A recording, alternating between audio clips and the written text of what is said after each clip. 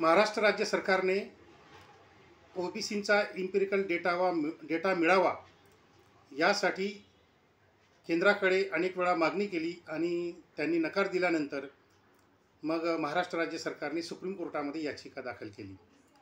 या याचिकेमध्ये अशी याचिका करण्यात आलेली आहे की सुप्रीम कोर्टाने केंद्राला आदेश द्यावा ज्यामुळे आम्हाला केंद्राकडून इम्पिरिकल डेटा मिळेल ओबीसींचा आणि मग आम्ही त्या डेटाच्या आधारे ओबीसींचं जे राजकीय आरक्षण गेलेलं आहे ते आम्ही वाचवू शकतो। वास्तविक सुप्रीम कोर्टाने अपेक्षेप्रमाणे जे आम्ही आधीच सांगून ठेवलेलं होतं त्या अपेक्षेप्रमाणे सुप्रीम कोर्टाने आदेश आज दिलेला आहे, जजमेंट आज दिलेला आहे आणि सांगितलं आहे की केंद्राकडे तुम्ही इम्पिरिकल डेटा गोळा देण्याचा आग्रह तुम्ही धरू शकत नाही।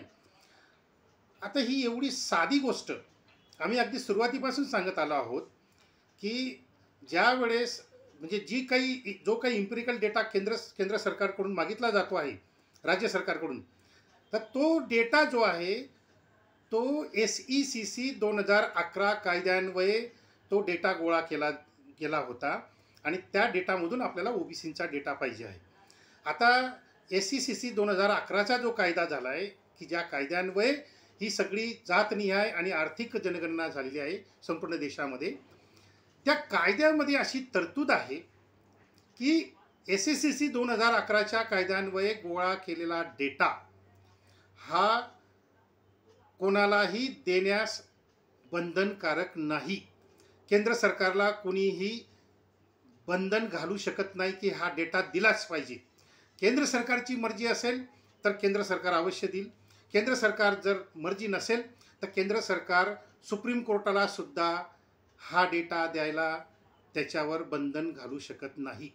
उद्या राष्ट्रपतीने जरी मागितला की मला तो डेटा द्या तरी राष्ट्रपतीला सुद्धा केंद्र सरकार डेटा देणार नाही, तसा अधिकार त्याला त्या कायद्यान्वये तशी तरतूद करण्यात आलेली आहे, तसा अधिकार केंद्र सरकारला देण्यात आलेला आहे।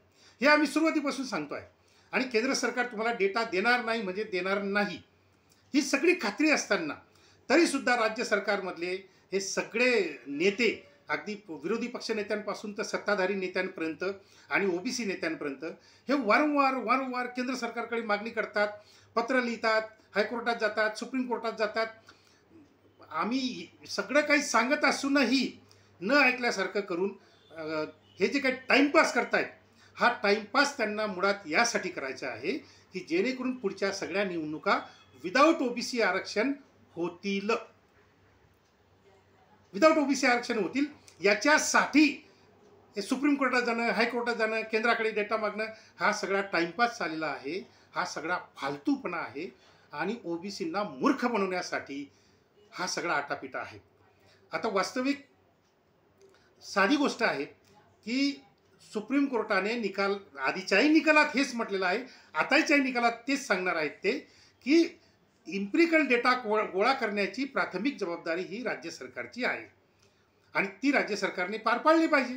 वास्तविक आतापर्यंत इम्पिरिकल डेटा गोळा होऊन केव्हाचा अगदी विदाऊट ओबीसी आरक्षण ज्या 5 जिल्हा परिषदांच्या निवडणुका झाल्यात त्या झाल्या नसत्या आणि आताही पुन्हा ओबीसी आरक्षणावर स्टे आला नसता, परंतु या सगळ्यांनी मिळून हे एक षड्यंत्र ठरवून घेतलं आहे। काँग्रेस, राष्ट्रवादी काँग्रेस, भाजप, शिवसेना, मनसे या सगळ्यांनी एकत्र येऊन हे षड्यंत्र ठरवलेलं आहे की ओबीसींना आता राजकीय आरक्षण मिळू द्यायचं नाही। आता आमचा आक्षेप फडणवीसांवर नाही आहे, कारण फडणवीसांना माहीत आहे की ओबीसींचं कोणतंही आरक्षण नसतं झालं तर त्याचा डायरेक्ट फायदा माझ्या जातीला म्हणजे ब्राह्मण जातीला होतो। अजित पवारांना सुद्धा माहीत आहे की ओबीसींचं राजकीय आरक्षण खतम झालं म्हणजे त्याचा डायरेक्ट फायदा आमच्या मराठा समाजाला होतो, ओबीसी वार्डातून मराठा उमेदवार निवडून येतात। आता अजित पवार हे आपल्या जातीशी एकनिष्ठ आहेत, फडणवीस हे आपल्या ब्राह्मण जातीशी एकनिष्ठ आहेत। प्रश्न असा उपस्थित होतो की ओबीसी नेते कोणाशी एकनिष्ठ आहेत? काय ओबीसी नेते ओबीसी समाजाशी प्रामाणिक आहेत का? जर ओबीसी नेते ओबीसी समाजाशी प्रामाणिक राहिले असते तर ओबीसी समाजाने खूप सुरुवातीपासून मागणी केलेली आहे की जर तुमच्याकडनं होत नसेल, ओबीसींचं प्रतिनिधित्व करण्याची तुमच्यात लायकी नसेल आणि तुम्ही ओबीसीचं आरक्षण टिकवण्यासाठी लायक नसाल तर तुम्ही ओबीसीसाठी नालायक नेते तुम्ही ठरलेले आहेत सगळे ओबीसी नेते। आणि जो माणूस स्वतःहून नालायक ठरतो त्याचं साधं कर्तव्य हे असतं की त्यांनी ताबडतोब राजीनामा दिला पाहिजे. या ओबीसी नेत्यांकडे आम्ही वारंवार मागणी करतो आहे की तुमच्याकडनं जर होत नसेल तर तुम्ही आपापल्या पदाचे राजीनामे द्या. मुख्यमंत्री पदाचा राजीनामा द्या, नगरसेवक पदाचा राजीनामा द्या, पक्षामध्ये कोणतं महत्त्वाचं पद असेल त्याचा राजीनामा द्या, आमदारकीचा राजीनामा द्या, खासदारकीचा राजीनामा द्या. परंतु ज्या ज्या ओबीसींवर या ओबीसी नेत्यांनी करोडो रुपये कमवले, मान सन्मान मिळवला, आज ओबीसींच्या आरक्षणाच्या वाचवण्यासाठी ओबीसी समाज छोटीशी मागणी करतो आहे की तुम्ही किमान राजीनामा देण्याची धमकी तरी द्या. तर केवळ पोकळ धमकी देण्याची बी हिंमत या ओबीसी नेत्यांमध्ये नाही आहे. हे कसले ओबीसी नेते? आम्ही पुन्हा मागणी करतोय की ठीक आहे तुम्ही नका राजीनामा देऊ, पण निदान सगळ्या पक्षातल्या ओबीसी नेत्यांनी अजित पवारांच्या दारावर जाऊन बसलं पाहिजे आणि सांगितलं पाहिजे की अजितदादा, तुम्ही जोपर्यंत 435 कोटी रुपये इम्पिरिकल डेटा गोळा करण्यासाठी राज्य मागासवर्गीय आयोगाला तुम्ही जोपर्यंत देत नाहीत तोपर्यंत आम्ही तुमच्या दारावरून उठणार नाही.